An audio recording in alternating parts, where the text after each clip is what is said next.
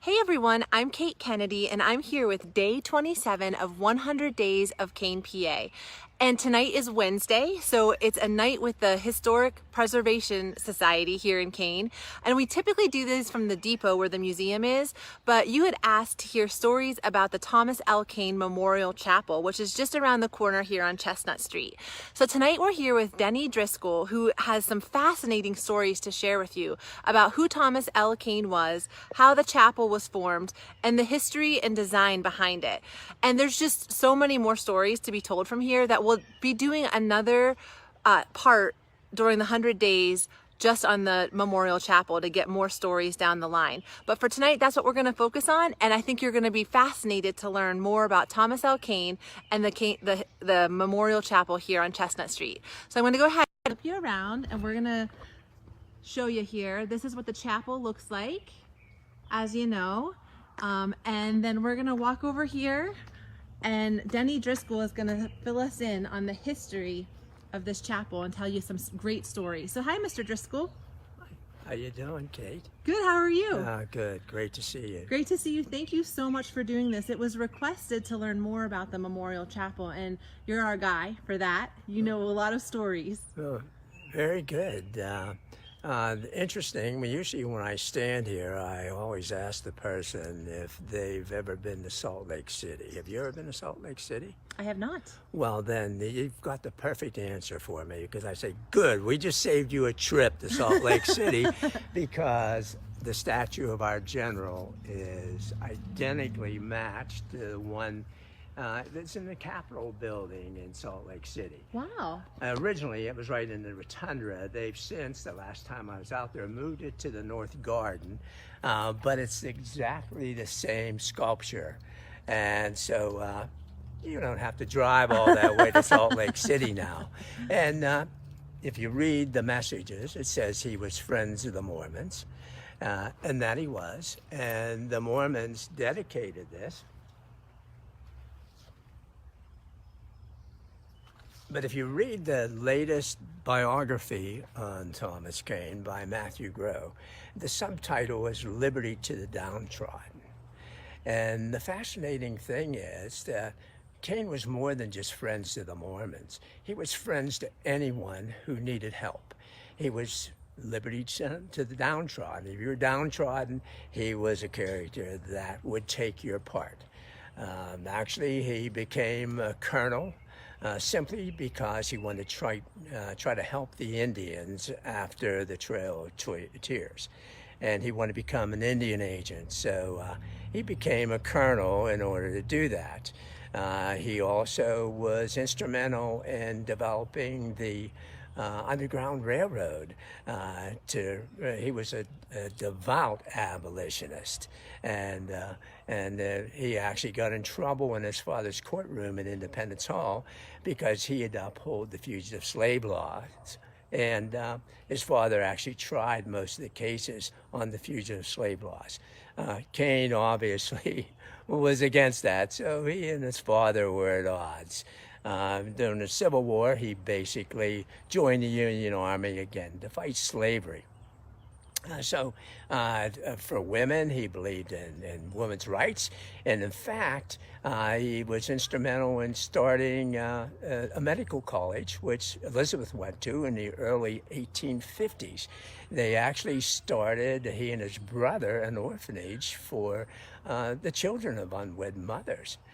So they were, again, if you were downtrodden, if you needed help, you needed support, Thomas Kane was your person. Yeah, what a progressive thinker and someone who took action, not just said things or thought things, but really acted on his beliefs.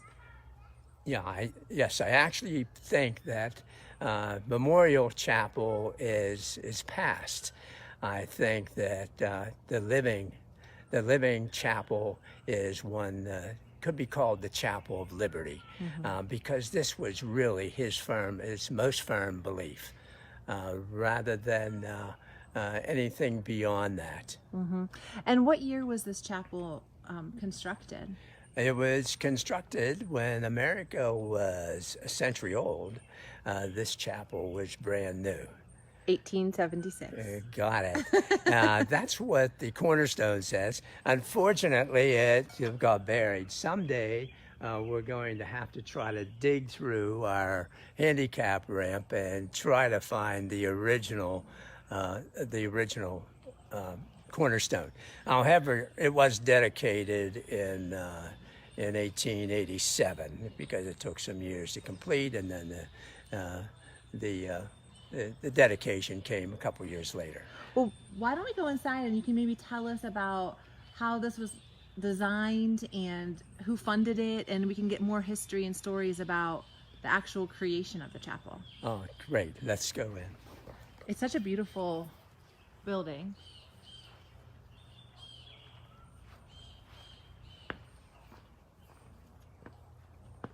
Yeah, it was fashioned after after the British churches that he went to in the early 1840s. The only thing is, the British churches had a gray stone, and when you look outside, you can notice a beautiful pink stone, sandstone that we had in our area. Mm-hmm. And so, another thing, the timber framing on the inside, which is where I'm sure he took a lot of that design with the various joints and timber framing from the British churches. They were stuck using oak. And so if you look around, he has an abundance of cherry in here. So here we are in the black cherry capital of the world, and he really was pushed into using cherry for this. That's beautiful, yeah.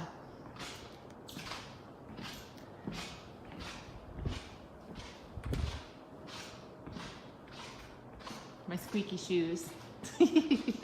Yeah, the timber frame is something else. Well, actually, the dream of this church came way back when Thomas was between the ages of 19 and 21. Either sometime within the time between 1841 and 1843. He was in England, and he was in a British church like this in England that Charles Dickens went to, and it was historically notable, the timber framing and so forth that the British used.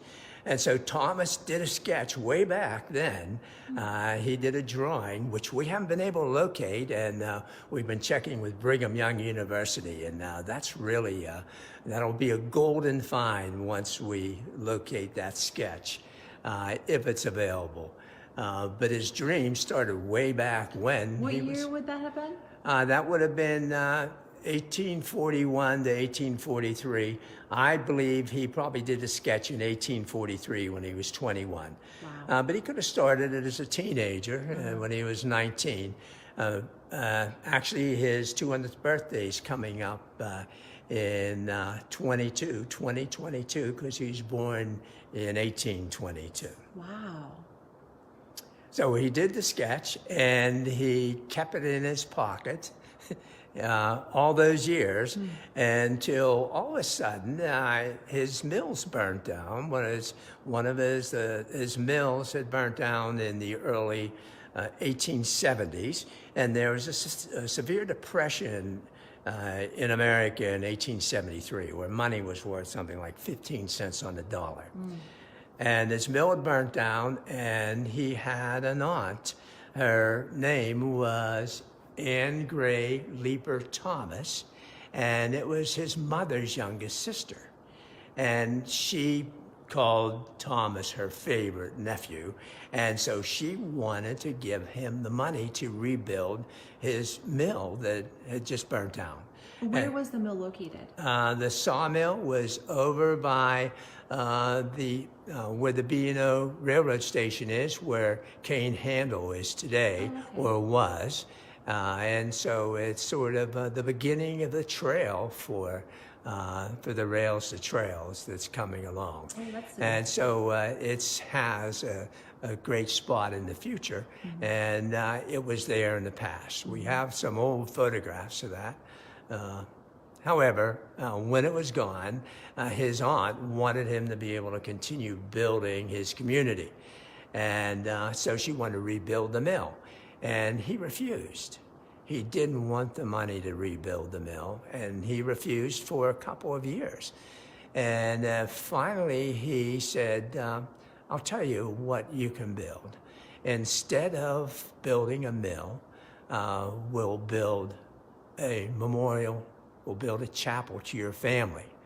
And right next to us, we have the granite story. It is cut in stone. And this is the story of how this came about. I think it tells us something important about Thomas Kane. Thomas Kane understood that most things were financial, were always rising and falling, were always up and down. Whether it was a timber industry, whether it's the oil industry, whether it's the bituminous, there was a rise and fall. And so instead of investing in economic wealth, he decided the best thing was to invest in spiritual wealth. And so he dreamed up this chapel as a memorial to her family from the sketch that he had back in his pocket from the 1840s. And I'm sure he pulled it out. It was pretty well wrinkled, but he still had those ideas and still had that vision for this building. The interesting thing is that sketch came from England in 1843. He was there during the Christmas of 1843 when he took a doll from Paris, purchased a doll for his little cousin Elizabeth, who was 7 years old in 1843. He was 21. He gave her this doll for Christmas, and it was exactly the same Christmas that Charles Dickens completed his famous story, The Christmas Carol, in England. So it's very possible he did the sketch in the same one of the same churches that Charles Dickens went to in England, and the same year as The Christmas Carol. Later on, Charles Dickens did read some of Thomas Kane's work. Wow. And he actually read the account of the Mormons' migration west, which Thomas Kane wrote, and he mentions Thomas L. Kane's name in a couple of places in his travel log in the late 1860s. Wow, I had no idea there was a connection between Charles Dickens and Thomas L. Kane. Yeah. That's neat. Yeah, and even with this building, the same. Mm-hmm. Yeah, that he got inspired by a church in England that Charles Dickens would have attended. Yeah, and it's our blessing to have so much cherry, and yeah, it's beautiful. And they blended it that way, and the pink sandstone. Now the slab, or as the memorial. That's slang the for memorial carving has the dedication on it. And it's interesting, it's been here for ever since it was built. And very few people ever read and ever understood what all these names were. Erected by Anne Gray Thomas. Her name was Anne Gray Leaper Thomas. And in fact, just got a call yesterday from someone who has a painting that was done by Thomas Sully. In fact, two paintings, Anne Gray Leaper Thomas and her husband, Thomas, Mr. Thomas, and they were done by a famous painter by the name of Thomas Sully. Probably the premier portrait painter of the American scene in the mid-1800s, or in the early 1800s, because he is a painting of George Washington. He did a painting of George Washington crossing in Delaware, painted just about every notable figure in American history. And he did one better than Gilbert Stuart, whose image is on the dollar bill. You'll recognize that of George Washington. But the interesting thing is Gilbert Stuart never did Queen Victoria, but Thomas Sully did a painting of Queen Victoria. So the same as painter well. who painted portraits of Queen Victoria, who painted portraits of George Washington, painted a portrait of Thomas L. Kane's aunt and uncle. Yes, and we're going to be able to have them in the chapel for the first time, an image of Anne Gray Thomas, Wow. which is really pretty exciting. And Very they're, exciting. they're That just quite happened- valuable. You just received this news when? Yesterday. Very exciting. Yeah, I knew that the gentleman was thinking about donating them, and Wade, I think we probably won out over the Smithsonian, as a matter of fact. That's amazing. But Anne Gray Thomas was his mother's younger sister. Now, on this marker, it's in memory of her father, and that was his mother's father, Thomas Leeper. Now, that sounds familiar to you. Thomas Leeper Kane was named after his maternal grandfather, Thomas Leeper. And Thomas Leeper was a pretty important person in Philadelphia. He's a wealthy property owner during the American Revolution. And we have a couple of chairs that came from a house he rented to his friend in Virginia, Thomas Jefferson. And Thomas Jefferson, there's one of the chairs over there. And Thomas Jefferson. The one with the yes, the one with the ribbon on it. And we actually have two of those. We have one at the Pennsylvania Railroad Station as well. Wow. So we have the other one right up the street at the station. Anyway, that gets into a whole other realm of history, which we won't go into, but Thomas Leeper was instrumental in the American Revolution, and most people aren't aware of that. He was instrumental before the American Revolution, and her mother, Elizabeth Coldus Gray. Elizabeth Gray was Thomas's mother's mother, his maternal grandmother. Now, the interesting thing about her is that she was 13 years old when she was at the reception at Gray's Ferry Inn, which her parents owned, which was held in honor of George Washington in 1775, who was just appointed Commander-in-Chief of the Continental Army. Oh my goodness. Ben Franklin was there, John Adams, etc. All the people who signed the Declaration of Independence a year before they signed the Declaration of Independence. So our founder, Thomas L. Kane, his grandmother was at a reception where the people who signed the Declaration of Independence were gathered the year before it was signed. Yes. Wow. And many times after that, because Gray's Ferry Inn was actually the first resort in America. And the tea set we have at the station also was at Gray's Ferry Inn.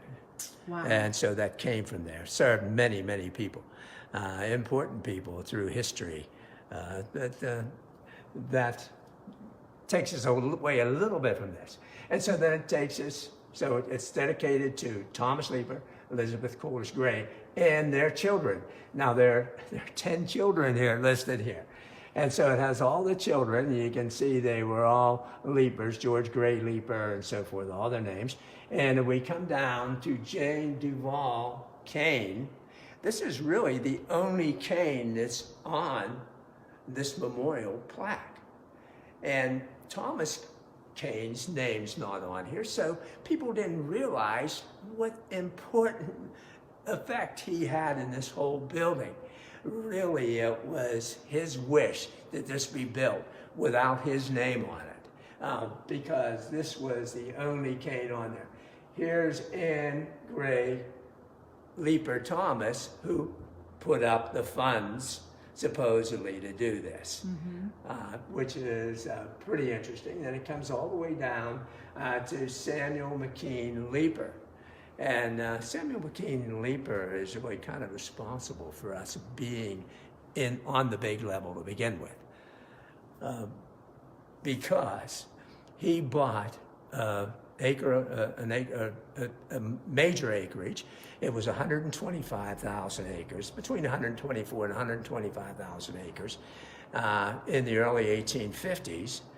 And then he died maybe a little more than a year after that. We now know it as the Big Level. But his wife in Philadelphia, had no idea where the Big Level was. In fact, she said, well, I own what? Where? And so, Jane Duval Kane, being the kind stepsister, being the kind sister-in-law that she was, went to her husband, John Kane, Thomas Leaper Kane's father, and said, gee, will you help her out? What are we going to do with this property? And so that's how the McKean and Elk Land and Improvement Company got started. And Thomas came up here as an agent, and that's sort of the whole story of why we're all here right now how we got here. He came up to check out the land that was left by his uncle when he died, right, and fell in love with Kane. Yep. Well, what is now known as Kane. Yeah. Wow, what a great, you're right, this tells a story. This plaque tells a story of how this all came to be. That's fascinating. Yeah, and the amazing thing is that we live in a time of miracles when you couldn't, to dig up all the information on this was really quite a challenge to start piecing it together. The Mormons had been here for over 25 years, and even when we came and explained this marker to her, and she said, well, it was like the first time she had ever walked into the building, because it didn't know what was behind the whole thing. Right, so, okay, so let me recap here, make sure I have this straight. So we have the Thomas Kane's sawmill burns down, or mill burns down. His aunt, Anne Gray Thomas, wants to pay to have it rebuilt. He says, no, why don't you build a chapel instead? And he pulls out the plans that he's been dreaming of since he was 19, 20, or 21 years old, and has this built with his aunt's money. What was it initially used for? When it was first built, what type of chapel was this? It was what was dedicated as a Presbyterian church. He built it as more or less a gift to Elizabeth, because Elizabeth wanted to have a meaningful Presbyterian church here. And Thomas, above all, believed in not being a Mormon, not being quite so much an organized religion person, but believed in the propensity and the depth of love within the human spirit. And you can see that in the rose windows,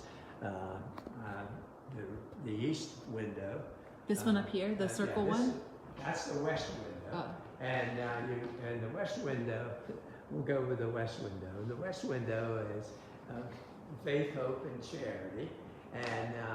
And on this, charity is first of all, is the charities most of all, but actually charity had another word, which was love. And it was actually interposable. And in fact, if you see the heart shape down at the bottom of the window, just as below the cross, that was representative of the concept of charity or of love. That's beautiful. The front window, or the east window, that the sun first hits, was their lily window, and that was their favorite Bible verse, that even the lilies of the field, and were taken care of. No matter what happened, they knew that the spirit of goodness and love in the universe would protect and provide for them. And they had faith in that. And that became a dominant symbol for them. So it was built originally as a Presbyterian church. Can you kind of give us a brief overview of what it was used for over the years then? Because that was a long time ago. Well, yes. Well, it eventually, originally, it was used again by the Presbyterians up until about 1970. Oh, so from 1876, 77 through 1970, it was used as a Presbyterian church. Yes, so it was not quite 100 years, but it was, and actually it was dedicated in 1878. And so from that time to 1970, the church was moving over to Grieve Street, and it was unknown what was going to happen. And the Mormons don't usually buy old churches. They build new buildings. But again, the message of love went out to them that Thomas Leaper Kane was so important to their existence in Salt Lake City, their continuation as a community of believing people, that they came and purchased this building. And they took care of it. They redid, put a new roof on it, brought it back into great condition. And then it was, I believe, around 2012, 2013, that the gas line, for some reason, where the heat was shut off in here, and it flooded. And most of the building deteriorated. And the Mormons came back in and restored it back to really pristine condition. And we then, at the Preservation Society, volunteered to more or less be caretakers of this building. Because they were caring from Salt Lake City, right? The Right. Mormons Well, weren't living here in they had Kane. somebody that came in, but they would come in periodically, Okay. and you can't you just can't leave a building in Kane in October and then come Right. back and check it in March. And then that's I don't know what the time frame was, but that's when the damage was done. And so we felt that we could just come in and check on it on a weekly basis. And they thought that was a good idea. But I really felt, we all felt that it was time for someone in the community to take responsibility for this precious monument to our history. This building, along with the railroad station, along with our railroad station, are the only two buildings that we can guarantee that Thomas and Elizabeth were in together. And in that, they have immense historic importance to the continuation of the dream they had and the dream we all have of living in a community of sharing good things together. So then you took it over. And they were going to lease it to us first. We thought, oh, well, that would be a good idea, because anyway, there's a lot of upkeep and so forth, just the utilities and so forth, the building and so forth. It's an expense, and so they thought more of it, and they said, well, we kind of like to turn it over to your Preservation Society. And we knew that it would be a challenge, but we knew that it was a loving choice that they made, and we felt we had to make the loving choice and take responsibility for it. And so we did. And it's, as you can imagine, it's a few $1,000s a month that need to be devoted to the building, but it's So worth it. the building's priceless. Yes, it really It is absolutely priceless. And you did such a great job sharing the beginnings of the stories of the beginnings of this building. It just is so inspiring to think about who all has been through here and how it came to be and how it was designed, and what an awesome story. Well, we're only reflecting the incredible character of the people who left us all these gifts. Yeah. Well, thank you so much. Is there anything else you'd like to say before we wrap up for the night? Well, thank you for listening and come in. The beautiful thing is now this belongs to absolutely everybody. We've had weddings here. We've had band concerts here. We've had classical music here. We've had rock music here. We've had appointments to West Point here. Just any good, loving reason that somebody wants to share, this building is available for them. So if someone would be interested in utilizing this building, they would just reach out to the Kane Historic Preservation Society to schedule that? Yes. Okay. Excellent. Well, thank you so much, and we'll definitely be back with you again in a future week to learn more about this chapel, because I think we just scratched the surface. We haven't. Thank you, Kate. All right. Thank you so much. All right, everyone, I hope that you feel as inspired as I do after learning more of the stories of how this chapel came to be. I learned so much tonight, and I'm so just grateful to live in a place where our founder was such a loving man who really was devoted to speaking up for those who couldn't speak for themselves. And so, yes, it was just awesome to hear and learn, and we'll definitely be back in the future to hear more stories of the chapel specifically. But you guys have requested some other stories to be shared as well, and I just want to continue to put that call out to you. What are some stories of Kane's history that you want to hear? It can be from any decade, about any topic. We would love to hear from you about what stories you want to learn about on these upcoming Wednesday nights during the 100 Days of Kane. So please comment below with your suggestions, and we'll do our best to accommodate your requests. So thank you so much for tuning in, and I'll see you again tomorrow for day 28.